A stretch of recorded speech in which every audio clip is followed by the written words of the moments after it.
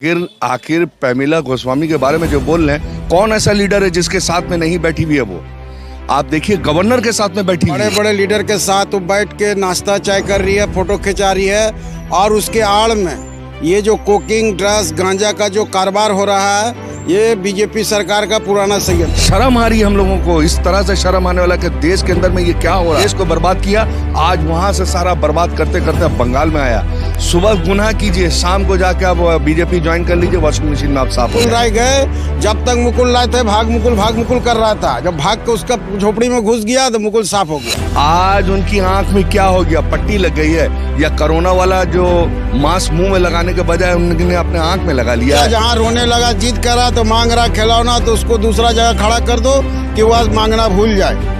तो बाबा रामदेव बोले उल्टा करके वर्जिश करो तो सारा तेल जो है पाए। वही बात है कि उल्टा नजर आने लगेगा। 90 रुपये लीटर वाला सीधा 9 रुपये लीटर नजर आने लगा। प्रधानमंत्री के हाथ में कुछ नहीं है। प्रधानमंत्री उनका गुलाम मोहरा बन के रह गए हैं और देश को तबाही की तरफ ले जा रहे हैं।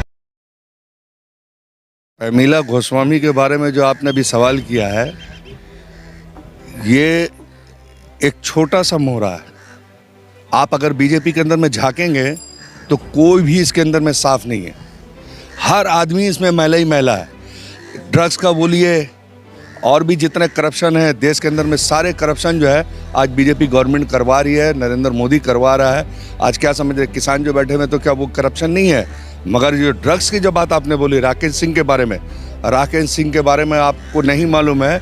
ऑर्फनगंज रोड का वो पुराना समझिए 2 नंबर काम करने का, हर 2 नंबर काम वो वहाँ पर ही करता है। आज ड्रग्स नहीं, इससे पहले भी इसके ऊपर में कई करोड़ रुपया का केस हुआ था, जो इसका जो विटनेस था जो रेल से जंप मार के मर चुका है।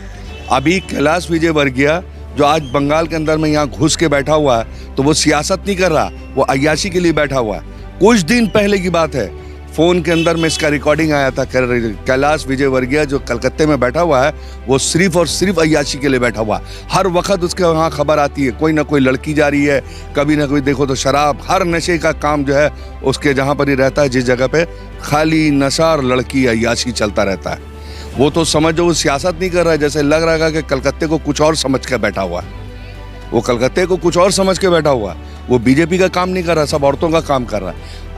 आखिर प्रमिला गोस्वामी के बारे में जो बोल रहे हैं, कौन ऐसा लीडर है जिसके साथ में नहीं बैठी हुई है? वो आप देखिए, गवर्नर के साथ में बैठी हुई है। वो शर्म आ रही है हम लोगों को, इस तरह से शर्म आने वाला कि देश के अंदर में ये क्या हो रहा है। देश किस दिशा में जा रहा है, किस तरह से मोड़ तोड़ के समझो आज पूरा देश को बर्बाद किया। आज वहां से सारा बर्बाद करते करते बंगाल में आया।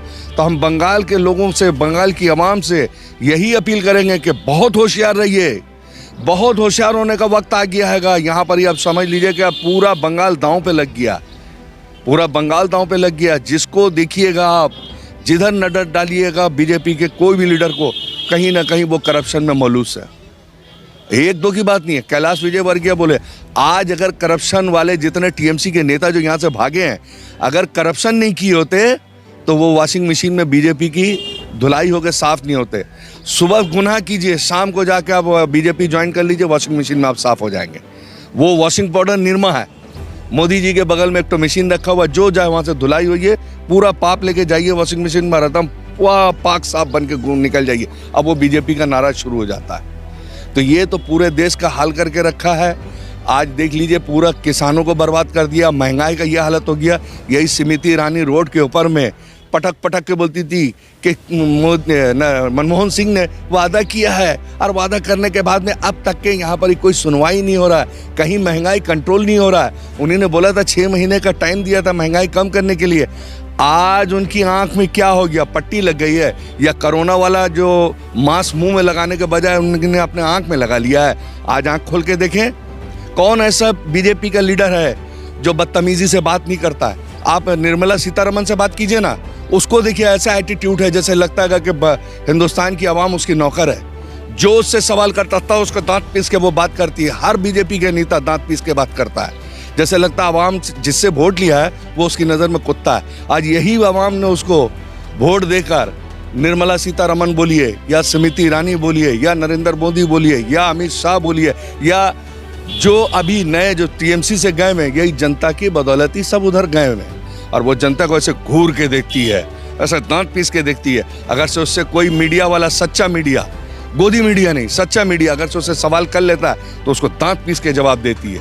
तो ये तो भैया देश का हाल हो रहा है। जो हाल अभी जो देश का हाल है, हम तो समझ रहे क्या अंजाम होगा। जीडीपी प्लस में मनमोहन सिंह ले गया था 10 में, आज -24 में लेके चले गया, और उसके बाद बोलता है जीडीपी की बात मत करो।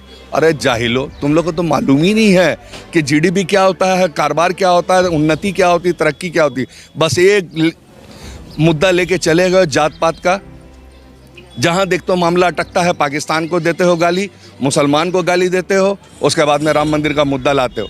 लेकिन एक बात बता दे रहे, जितना मुसलमान को तुम लोग ने गाली दिया है और उनको गाली देकर तुम लोग जो जीत के सामने आए हुए हो, पूरे हिंदुस्तान की आवाम ने देख लिया कि झूठ मूठ का मुसलमानों को गाली देकर तुम सत्ता में आए हो। तुमने मुसलमानों का क्या किया? उनका शोषण किया है, लेकिन तुमने फ़ायदा नहीं किया, और अभी भी तुम वही फ़ायदा उठाने चाह रहे हो। लेकिन तुम लोग को अब समझ लेना चाहिए कि हिंदुस्तान की जनता अब जाग गई है, और बहुत अच्छे तरीके से जाग गई है।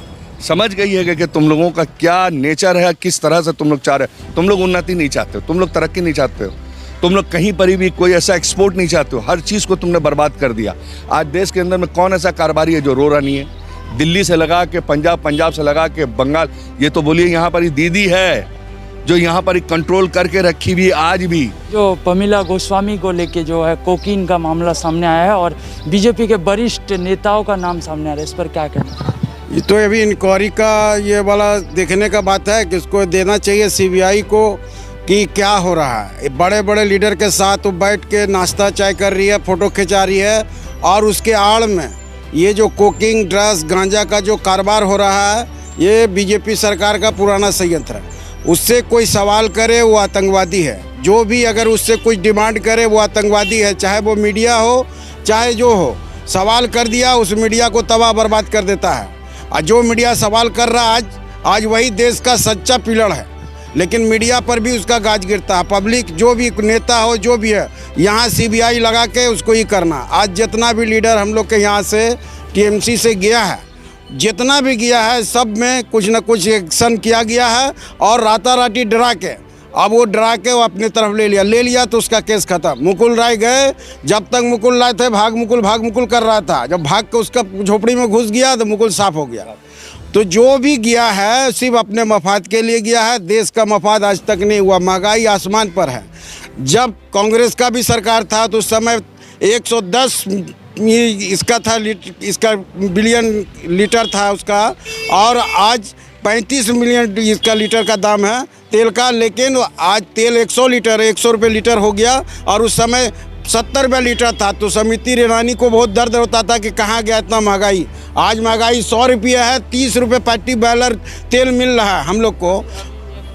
मामले पे जो है बाबा रामदेव का बयान आया है कि सरकार जो है इलेक्ट्रिक गाड़ी निकाल रही है, इस पर क्या? जितना भी कहानी है, बस वही बात है कि बहुत अच्छा बात है कि इसमें बच्चा जहाँ रोने लगा, जिद करा तो मांग रहा खिलौना, तो उसको दूसरा जगह खड़ा कर दो कि वह मांगना भूल जाए। तो बाबा रामदेव बोले उल्टा करके वर्जिश करो तो सारा तेल जो है पाए, वही बात है कि उल्टा नज़र आने लगेगा। 90 रुपये लीटर वाला सीधा 9 रुपये लीटर नज़र आने लगेगा। तो बाबा रामदेव उल्टा करके बात कर रहे हैं, उसका बात करने का कोई अंदाज नहीं। अभी क्या कोरोना का दवाई वो निकाल दिए हैं, लेकिन वैक्सीन काम नहीं कर रहा देश में, और कोरोना का दवाई निकाल दिया है। तो ये सब अडानी, अंबानी और ये जो 4-5 जो है वही देश को अपना हाईजेक कर लिया है। प्रधानमंत्री के हाथ में कुछ नहीं है। प्रधानमंत्री उनका गुलाम मोहरा बन के रह गए हैं और देश को तबाही की तरफ ले जा रहे हैं। आम जनता तरह हो गया है। आम जनता के पास न खाने को है, न रोजगार है, कोई व्यवस्था नहीं। आज सरकार को, और हम तो कहते तमाम आवाम को, हिंदू, मुसलमान, सिख, ईसाई, सबको एक होकर लड़ना चाहिए, और ऐसे मफाद पर सरकार को उखाड़ के फेंक देना चाहिए जो आवाम के बारे में ना सोचे।